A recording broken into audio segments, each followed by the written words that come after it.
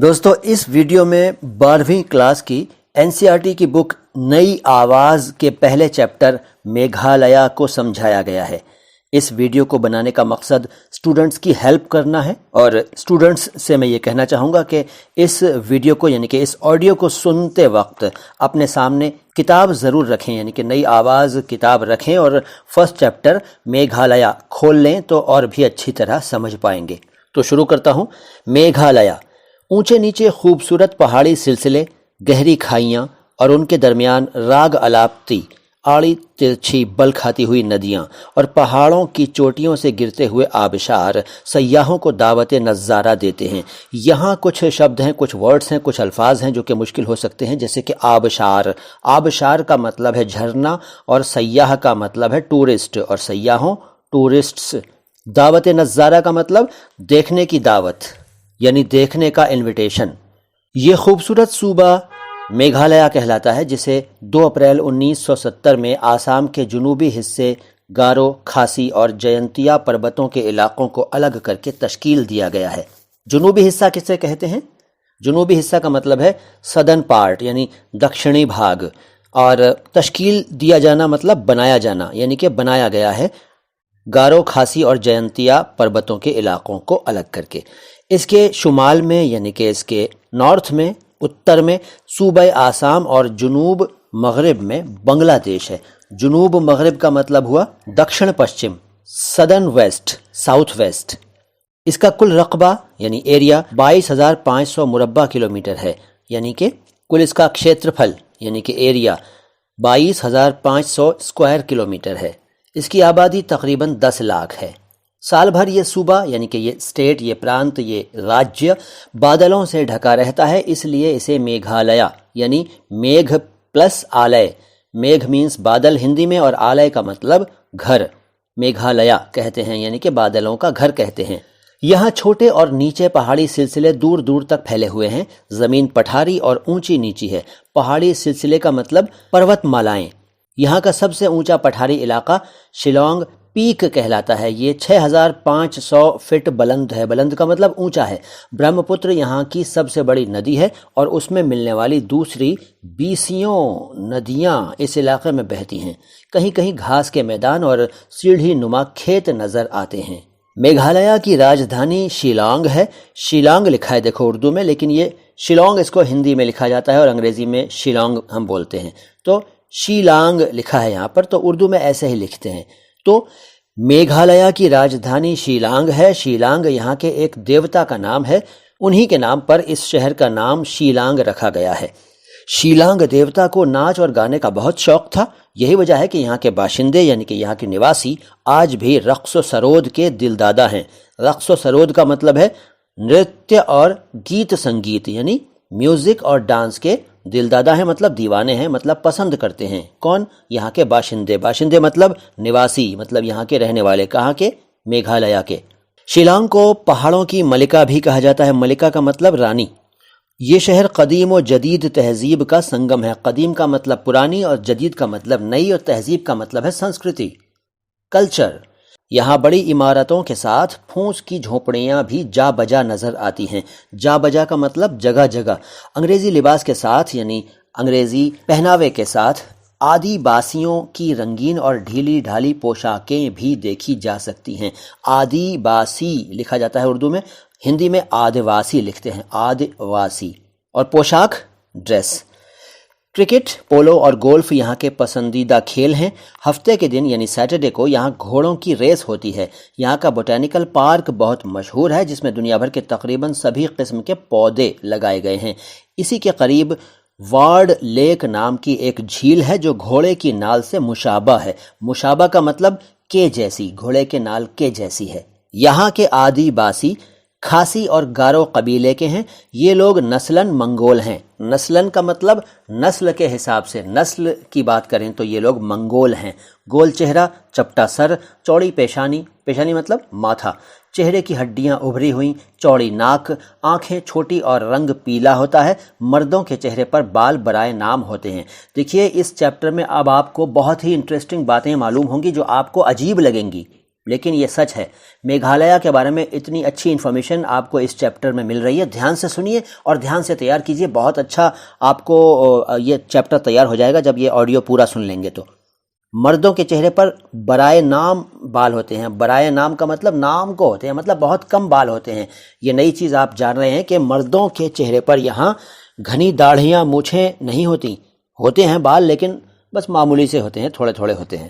آبادی کا زیادہ حصہ عیسائی مذہب کا پیرو ہے. پیرو مطلب ماننے والا، جو اپنے قدیم رسم و رواج اور طور طریقے اپنائے ہوئے ہے. قدیم مطلب بتا دیا، پرانے رسم و رواج اور طور طریقے اپنائے ہوئے ہیں. یہاں عورت کو ایک خاص مقام حاصل ہے. یہ بہت ہی امپورٹنٹ لائن ہے، بہت ہی ضروری لائن ہے. یہاں سے آپ کو اور بھی نئی نئی باتیں معلوم ہوں گی. عورت کو ایک اسپیشل پوزیشن حاصل ہے اس اسٹیٹ میں، میگھالیہ میں. وراثت کی حقدار صرف عورت ہی ہے. دیکھیے ایک اور انٹرسٹنگ بات، یہاں پر وراثت کی جو ادھیکاری ہے وہ مہیلا ہے، اور گھر کی مالکن بھی، وہ گھر کی مالکن بھی ہوتی ہے. مرد نہیں ہوتا مالک، عورت مالکن ہوتی ہے، اور خاندان اسی کے نام سے چلتا ہے. مرد اس کا مددگار یا صلاح کار ہوتا ہے، اسسٹنٹ ہوتا ہے، ایڈوائزر ہوتا ہے. لیکن جو فیملی کا مکھیا ہے وہ مرد نہیں ہوتا، عورت ہوتی ہے. عورت کے مرنے کے بعد جائیداد لڑکیوں میں سے سب سے چھوٹی لڑکی کو دی جاتی ہے. ایک اور امپورٹنٹ بات، جب عورت مر جاتی ہے یعنی گھر کی مکھیا جب مر جاتی ہے تو اس کی پراپرٹی جو ہے وہ سبھی لڑکیوں میں سے جو چھوٹی لڑکی ہے، سب سے چھوٹی لڑکی ہے، اس کو دی جاتی ہے. اور بازاروں میں بھی خرید و فروخت کا کام عورتیں ہی کرتی ہیں. خرید و فروخت مطلب خریدنا، فروخت بیچنا، کرے وکرے یعنی بازار میں جا کر شاپنگ کرنا عورتیں کرتی ہیں. یہ پیٹھ پر اپنے بچے کو کپڑے سے باندھے ہوئے سر پر بوجھا اٹھائے نظر آئیں گی. یہاں ایک کہاوت عام ہے، قوم عورت سے ہی پیدا ہوئی ہے. دیکھیے کتنی امپورٹنٹ لائن ہے مہیلا سشکتی کرن کے لیے. دیکھیے ایک بہت ہی امپورٹنٹ انفارمیشن ہے یہ، کہ عورت کو اتنی امپورٹنس ہے کہ یہ مانا جاتا ہے. وہاں پر ایک کہاوت بھی ہے جس کا ٹرانسلیشن یہ ہے کہ قوم یعنی کہ راشٹر یعنی کہ جاتی، انیک ارتھ ہیں قوم شبد کے، عورت سے ہی پیدا ہوئی ہے، مطلب عورت ہی سب کچھ ہے. اسی لیے یہاں عورت کو ہی سب کچھ سمجھا جاتا ہے. صوبے میں کھاسی اور گارو نام کے 2 قبیلے ہی خاص ہیں اور انہی کے نام سے یہاں جانے جاتے ہیں. آدی باسیوں کے رسم و رواج میں کچھ فرق بھی ہے. شادی کے بعد شوہر کو بیوی کے گھر رہنا پڑتا ہے. دیکھیے ایک اور امپورٹنٹ بات، شادی ہو جاتی ہے تو دلہن نہیں آتی دولہا کے گھر، بلکہ دولہا صاحب جاتے ہیں دلہن کے گھر اور وہیں رہتے ہیں. اور اس کے علاوہ 2-3 بچے ہو جانے کے بعد ہی وہ اپنا مکان بنا سکتا ہے آدمی، مطلب مرد. تب تک اس کو عورت کے گھر رہنا پڑے گا. ایک قبیلے میں یہ دستور ہے، دستور مطلب رواج، کہ شادی سے پہلے تمام لڑکے نوک پانتھے نام کے ایک بڑے مکان میں رہتے ہیں. بڑی امپورٹنٹ بات ہے یہ شبد یاد رکھیے، یہ لفظ یاد رکھیے، نوک پانتھے. تو یہ ایک مکان کا نام ہے، ایک بڑے سے مکان کا نام ہے. اس میں شادی سے پہلے سبھی لڑکے رہتے ہیں. اور شادی کے لیے رسم یہ ہے کہ شادی کے خواہش مند کئی لڑکے لڑکی کے یہاں جمع ہو کر اپنی اپنی بہادری کے کارنامے بیان کرتے ہیں. خواہش مند لکھتے ہیں اور بولتے ہیں خواہش مند. اچھک مطلب جن کو شادی کی اچھا ہو، خواہش ہو، وہ لڑکے لڑکی کے یہاں جمع ہو جاتے ہیں، اکٹھے ہو جاتے ہیں اور اپنی اپنی بہادری کے کارنامے بتاتے ہیں، سناتے ہیں. بیان کرنا مطلب بتانا، سنانا. یہ سلسلہ اس وقت تک جاری رہتا ہے جب تک لڑکی کسی لڑکے کا انتخاب نہیں کر لیتی. انتخاب کا مطلب چناؤ. اسی کے بعد لڑکے اور لڑکی کو انگوٹھی پہنا دی جاتی ہے. پھر پوجا اور منتروں کے پڑھنے کے بعد شادی کر دی جاتی ہے. یہ تو ہوا ایک طریقہ. دوسرا طریقہ یہ ہے کہ لڑکے کا پیغام لڑکی کے گھر والوں کو دیا جاتا ہے. مطلب لڑکے والے کہتے ہیں کہ بھائی ہم آپ کی لڑکی سے اپنے لڑکے کی شادی کرنا چاہتے ہیں. پھر اچھے شگن کے بعد لڑکے کا ہاتھ لڑکی کا ماموں پکڑ کر پجاری کے سامنے کر دیتا ہے اور 3 مچھلیوں کے فرش پر شراب ڈالی جاتی ہے. پھر شادی کر دی جاتی ہے. یہ ہے طریقہ شادی کا ان کے یہاں. یہاں زیادہ بارش ہونے کے سبب گھنے جنگل ہیں. سبب مطلب کارن، کی وجہ سے، یعنی یہاں زیادہ بارش ہونے کی وجہ سے گھنے جنگل ہیں. یہاں کے لوگ شکار کے بھی شوقین ہیں اور شکاری کتوں کو ساتھ لے کر وہ شکار کھیلتے ہیں. شکار میں تیر کمان یا پھندے کا استعمال کرتے ہیں. ایک درخت کی چھال کے رس کو ندی میں ڈال کر مچھلیوں کا شکار کیا جاتا ہے۔ ایک پیڑ ہوتا ہے وہاں پر، ایک خاص قسم کا پیڑ ہوتا ہے، اس کی چھال کے رس کو ندی میں ڈالتے ہیں، مطلب اس کی چھال سے رس نکالتے ہیں، پھر اس رس کو ندی میں ڈال دیتے ہیں، اس ندی میں جہاں مچھلیاں ہوں، اور اس طرح سے ڈالنے کے بعد، اس رس کو ندی میں ڈالنے کے بعد مچھلیاں اس رس کی وجہ سے مر جاتی ہیں اور پھر اوپر آ جاتی ہیں، اور پھر یہ لوگ اس کو جمع کر لیتے ہیں۔ اس طرح سے مچھلی کا شکار کرتے ہیں۔ یہاں نشانے بازی کے مقابلے بھی ہوتے رہتے ہیں۔ ایک گاؤں کے نشانے باز دوسرے گاؤں کے نشانے بازوں سے مقابلہ کرتے ہیں۔ اس کے لیے ایک جج اور کچھ پنچ مقرر کیے جاتے ہیں۔ مقرر مطلب طے کیے جاتے ہیں، نردھارت کیے جاتے ہیں، اپوائنٹ کیے جاتے ہیں، سلیکٹ کیے جاتے ہیں، جن کا فیصلہ سب کے لیے قابل قبول ہوتا ہے۔ قابل قبول کا مطلب ہے قبول کیے جانے کے قابل، یعنی سویکار کیے جانے کے یوگیہ، یعنی کہ سویکاریہ، قابل قبول ہوتا ہے۔ شور و غل کے ساتھ نشانے بازی شروع ہوتی ہے۔ شور و غل، دیکھیے شور و غل، گل نہیں، شور نہیں، شور و غل، شور بھی غل ہے اور غل بھی شور ہے، مطلب بات ایک ہی ہے، کہنے میں آتا ہے۔ شور و غل، شور و غل، گل نہیں، گل پھول ہو جائے گا، یہ ہے غل، غل۔ شور و غل کے ساتھ نشانے بازی شروع ہوتی ہے۔ جس پارٹی کے نشانے زیادہ صحیح ہوتے ہیں وہ فتح مند سمجھی جاتی ہے۔ فتح مند کا مطلب وجئی، ونر، جیتنے والی سمجھی جاتی ہے۔ صوبے میں عام طور پر چاول، گوشت، مچھلی، آلو اور سابو دانے کے درخت کے گودے کا آٹا کھایا جاتا ہے۔ کیا کھاتے ہیں؟ یہ سب چیزیں کھاتے ہیں وہاں پر لوگ جو میں نے ابھی بتائیں۔ غیر عیسائی کھاسی باشندے دودھ اور اس سے بنی ہوئی چیزیں نہیں کھاتے۔ دیکھو، دودھ اور اس سے بنی ہوئی چیزیں وہاں پر عیسائی کھاتے ہیں، نان کرسچنز نہیں کھاتے یہ سب۔ پورے صوبے میں چھالیا بہت شوق سے کھائی جاتی ہے۔ چھالیا کیا ہوتی ہے؟ چھالیا ہوتی ہے چھالی، وہ چھالی جو پان میں کھائی جاتی ہے، قطر کر چھوٹے چھوٹے پیس بنا کر جو پان میں ڈال کر لوگ کھاتے ہیں، چھالی یا چھالیا، وہ بڑے شوق سے پورے اسٹیٹ میں کھائی جاتی ہے۔ کس اسٹیٹ میں؟ میگھالیہ میں۔ اب ایک اور فیکٹ جانیے، دنیا کا سب سے زیادہ بارش والا علاقہ چیرا پونجی ہے، اور وہ چیرا پونجی اسی صوبے میں ہے، میگھالیہ میں ہے۔ یہاں آب و ہوا مرطوب ہونے کی وجہ سے پیچش، ملیریا اور ہیضے کی وبائیں عام ہیں۔ آب و ہوا کیا ہوتی ہے؟ آب و ہوا، آب اور ہوا۔ آب کیا ہوتا ہے؟ پانی، پانی کو ہندی میں کیا کہتے ہیں؟ جل، اور ہوا کو بولتے ہیں وایو۔ تو آب و ہوا، جلوایو۔ مرطوب ہونا، مرطوب کا مطلب نمی والی، موئسچر ہوتا ہے اس میں، ٹھیک ہے؟ تو نمی والی آب و ہوا ہے، اس کی وجہ سے یہاں پیچش کی بیماریاں یعنی ڈیسینٹری اور ملیریا بہت زیادہ ہوتا ہے، اور ہیضہ بھی بہت ہوتا ہے یہاں پر۔ یہ تین بیماریاں یاد رکھیے یہاں پر زیادہ پھیلتی ہیں۔ کھاسی کے ہر گاؤں میں پنچایت ہوتی ہے جو آپس کے جھگڑے چکاتی ہے۔ تو کھاسی کے ہر گاؤں میں پنچایت کا کیا کام ہے کہ وہ آپس کے جھگڑوں کو نپٹائے۔ تین شبد بولے، دیکھو میں نے، نمٹائے، نپٹائے، نبٹائے، یہ تینوں ٹھیک ہیں، اور یہاں کتاب میں دیا گیا ہے چکاتی ہے، تو وہ بھی ٹھیک ہے، جھگڑے سلجھاتی ہے۔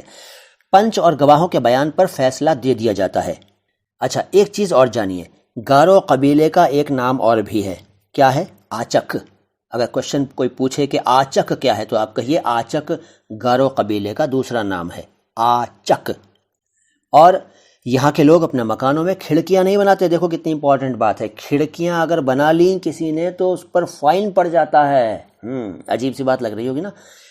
تو یہ فیکٹ ہے کہ میگھالیہ میں لوگ کھڑکیاں نہیں بناتے مکانوں میں، ورنہ فائن دینا پڑتا ہے۔ اس علاقے میں کپاس کی پیداوار زیادہ ہوتی ہے۔ کپاس مطلب کاٹن، روئی، اس لیے یہ لوگ اپنے کپڑے خود ہی بنتے ہیں اور رنگتے ہیں، خود کپڑے بناتے ہیں، خود رنگتے ہیں۔ دو گاؤں کے درمیان ایک سرائے ہوتی ہے، ہر دو گاؤں کے بیچ میں ایک سرائے ہوتی ہے، اور سرائے کا کیا نام ہے؟ سرائے کو کہتے ہیں آلدہ، آلدہ۔ یہاں مسافروں کو ہر قسم کی سہولت مفت فراہم کی جاتی ہے۔ دیکھو ایک اور امپورٹنٹ بات، سرائے ہوتی ہیں وہاں ٹھہرنے والوں سے کوئی پیسہ نہیں لیا جاتا، کھانا پینا رہنا سب فری ہے۔ اس صوبے میں عام طور پر سیڑھی نما کھیت بنا کر کھیتی کی جاتی ہے، زمین کسی کی ملکیت نہیں ہوتی۔ ایک اور امپورٹنٹ بات، ہمارے یہاں تو لوگ زمین کے لیے لڑ مرتے ہیں اور دشمن ہو جاتے ہیں ایک دوسرے کے، لیکن میگھالیہ میں زمین کسی کی پراپرٹی نہیں ہوتی۔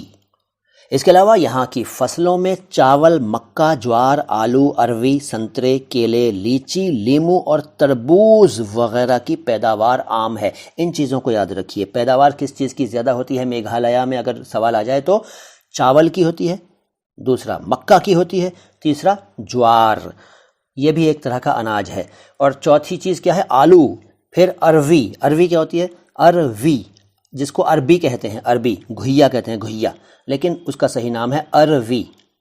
اور سنترے، سنترا آپ سمجھتے ہیں، اور کیلا سمجھتے ہیں، لیچی بھی سمجھتے ہیں، لیکن لیمو یا لیمو آپ کو پریشان کرتا ہوگا شاید، تو یہ نیبو ہے، لیمن، اور تربوز۔ ان سب چیزوں کی پیداوار عام ہے، اور بھی کچھ چیزیں ہیں لیکن یہ چیزیں مین ہیں جو وہاں پیدا ہوتی ہیں۔ کہاں؟ میگھالیہ میں۔ اس کے علاوہ چھالیا اور پان کے باغیچے بھی لگائے جاتے ہیں، چھالیا بھی خوب پیدا کی جاتی ہے اور پان بھی خوب پیدا کیا جاتا ہے۔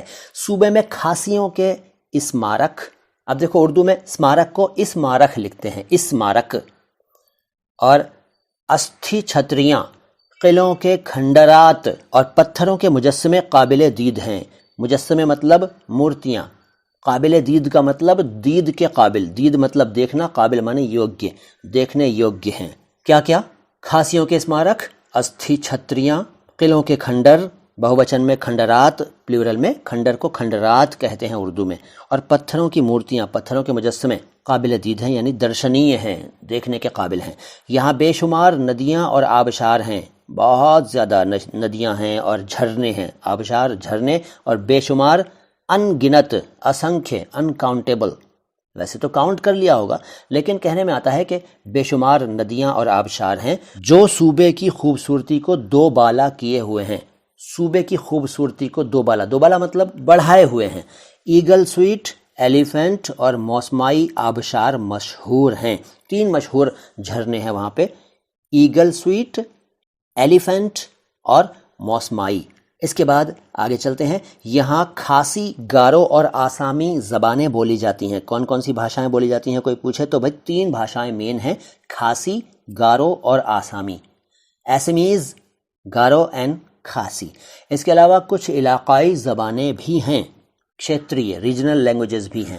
رسالے اور روزنامے بھی شائع ہوتے ہیں۔ رسالے مطلب میگزینس، ویکلی، منتھلی، ٹھیک ہے، کوارٹرلی، فورٹ نائٹلی، جو بھی ہوں وہ وہاں پر پبلش ہوتے ہیں۔ روزنامہ مطلب اخبار، ڈیلی نیوز پیپر، دینک سماچار پتر بھی پبلش ہوتے ہیں، شائع ہوتے ہیں، پبلش ہوتے ہیں، پرکاشت ہوتے ہیں۔ یہاں کی 2/3 آبادی تعلیم یافتہ ہے۔ کتنے لوگ ایجوکیٹڈ ہیں؟ 2/3 لوگ وہاں پر ایجوکیٹڈ ہیں۔ حکومت ہند نے اس صوبے کی ترقی اور یہاں کے عوام کی فلاح و بہبود کے لیے اسکول، کالج اور اسپتال وغیرہ کھولے ہیں تاکہ یہ صوبہ بھی دیگر صوبوں کی طرح مزید ترقی کر سکے۔ آپ نے خاص دھیان دیا ہوگا کہ میرا اچارن آپ کو ایک دم پرفیکٹ ملا ہے، ایک دم سالڈ ڈکشن، ایک دم سالڈ پروننسیشن، ایک دم صحیح تلفظ میں نے چیپٹر پڑھا ہے۔ اگر آپ نے اس بات پر دھیان نہیں دیا تو اس چیپٹر کو دوبارہ سنیے گا اور دھیان سے خود بھی پڑھیے گا سامنے کتاب رکھ کر۔ تو حکومت ہند کسے کہتے ہیں؟ ہند کی حکومت یعنی بھارت سرکار۔ اور ترقی آپ سمجھتے ہیں۔ عوام کسے کہتے ہیں؟ عوام، عام کا بہووچن ہے، عام وہ کھانے والا عام نہیں، وہ الف سے ہوتا ہے عام، یہ عین سے ہوتا ہے عام، یعنی کہ جنرل، کامن۔ عوام کا مطلب یہ عوام ہے لیکن اس کو عوام کہہ لیجئے، جنتا، پبلک، جن سادھارن۔ تو پبلک کی فلاح و بہبود کے لیے، فلاح و بہبود کیا ہوتا ہے؟ فلاح و بہبود یعنی فلاح اور بہبود۔ فلاح کا مطلب بھلائی، بہتری، اور بہبود کا بھی وہی مطلب ہے۔ تو پیچھے جس طرح سے شور و غل پڑھا تھا ہم نے اور دونوں کا ایک ہی مطلب تھا، شور کا بھی وہی مطلب اور غل کا بھی وہی مطلب، لیکن ٹرم چلتا ہے، اسی طرح سے یہ ٹرم بھی چلتا ہے، فلاح و بہبود، لیکن لکھتے ہیں اس کو فلاح و بہبود، اور اس کا ارتھ ہے ترقی، بھلائی، جنتا کی بھلائی کے لیے۔ اسکول، اردو میں اسکول لکھتے ہیں، یہ آپ کو پتہ ہے، اسکول کو اسکول لکھتے ہیں، کالج لکھتے ہیں کالج کو، اور اسپتال آپ جانتے ہیں ہاسپٹل کو۔ یہ سب بھی گورنمنٹ نے کھولے ہیں تاکہ یہ اسٹیٹ بھی دوسرے صوبوں کی طرح، دیگر صوبوں مطلب دوسرے صوبوں، ادر اسٹیٹس کی طرح مزید یعنی اور زیادہ اور ادھک ترقی کر سکے، انتی کر سکے، پرگتی کر سکے۔ تو یہ چیپٹر ہو گیا پورا۔ اب اس چیپٹر سے سمبندھت دوسری باتیں اگلے ویڈیو میں